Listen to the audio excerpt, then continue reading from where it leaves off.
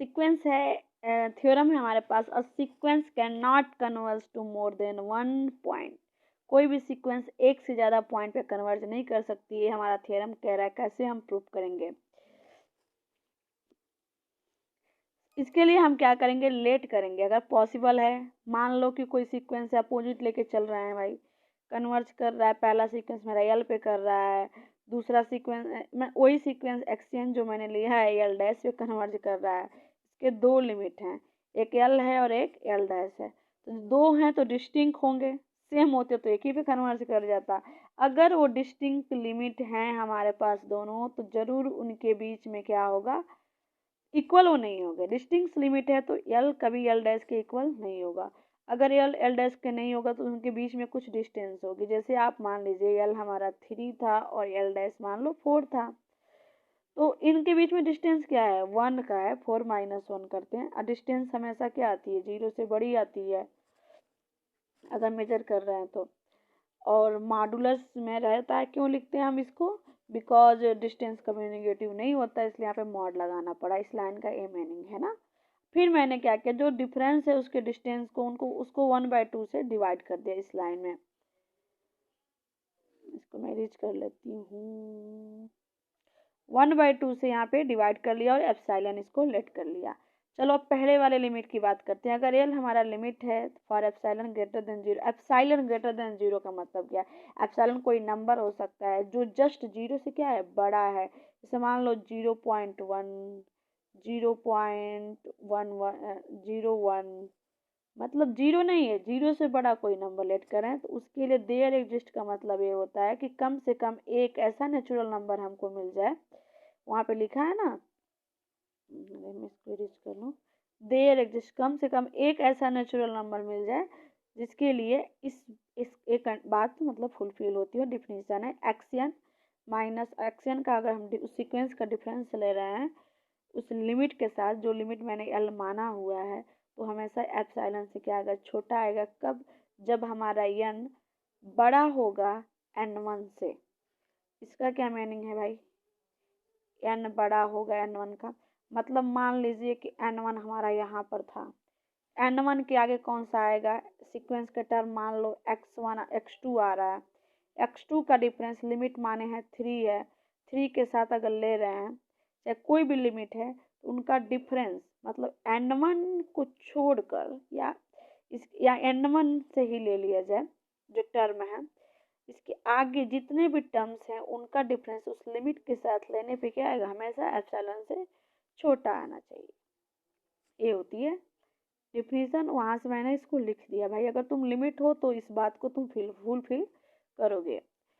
फिर similarly n2 है, n2 के लिए मान लो यहाँ पे कोई n2 था, n2 पे कोई टर्म्स है हमारा, मान लो कि 8x2 ही टर्म है, x2 का डिफरेंस जो भी लिमिट है उससे लेंगे, या इसके आगे वाले जो टर्म है सीक्वेंस के x1 x2 x3 x4 x5 बहुत सारे टर्म हो जाएंगे, उनका डिफरेंस अगर मैं एल डैश जो मेरी सेकेंड वाली लिमिट है उसके साथ लूँगी तो ये भी क्या आएगा, एप्सिलॉन से छोटा आएगा। ये रहा इस लाइन का मीनिंग।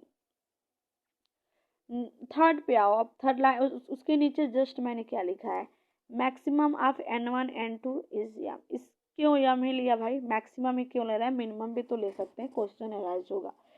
क्यों नहीं, देखिए ये क्या बोल रहा है, अगर मान लो हमारा n1 था 5, तो इस लाइन का क्या मीनिंग हो जाएगा इधर वाले का, मतलब ये जो हमारी लाइन है यहाँ पे पांचवें टर्म या इसके आगे वाले जो टर्म हैं उनका डिफरेंस में अगर एप्सिलॉन के साथ लिमिट के साथ जो हमको लिमिट मिली है या ले रहे हो तो एप्सिलॉन से हमेशा छोटी मिल रही है।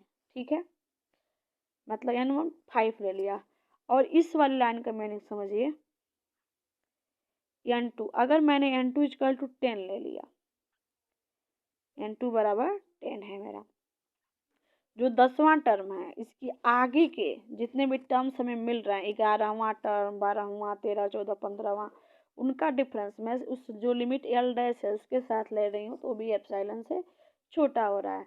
तो मतलब इन दोनों में से मैक्सिमम को कौन है, 10 है।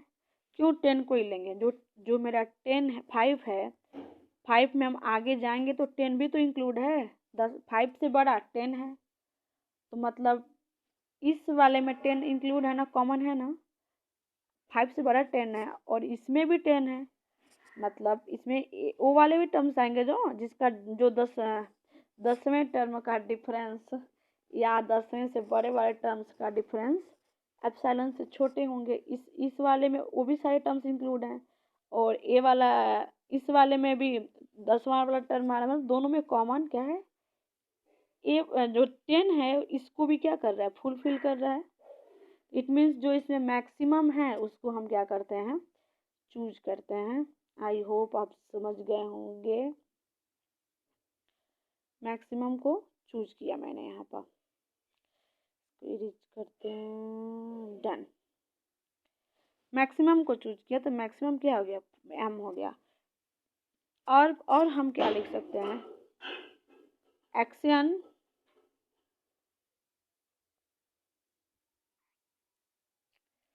फिर मैंने इन दोनों को बता दिया कि भाई जो 10वां टर्म था वो दोनों की बात को फुलफिल कर रहा है।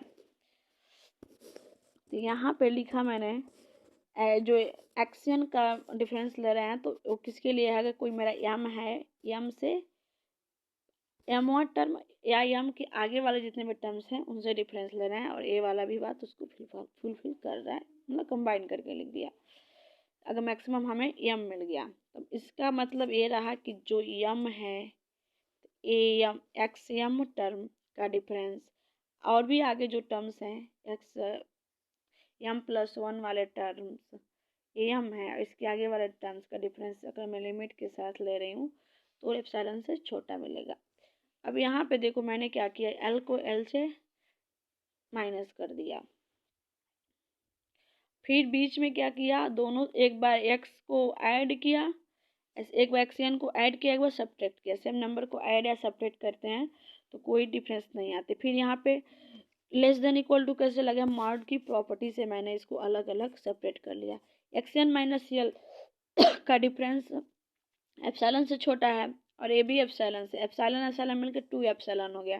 फिर मैंने इस 2 एप्सिलॉन को क्या किया, इस यल से डिवाइड कर दिया, इधर चला गया ये 2, तो एक किसके इक्वल हो जाएगा, या एक इसका तो मैंने ऊपर यहाँ पे सपोज किया कि ये जो वैल्यू है हाफ यल माइनस एप्सिलॉन के इक्वल है, तो यहाँ पे क्या मिला हमको, एप्सिलॉन मिला और यहाँ पे भी क्या है,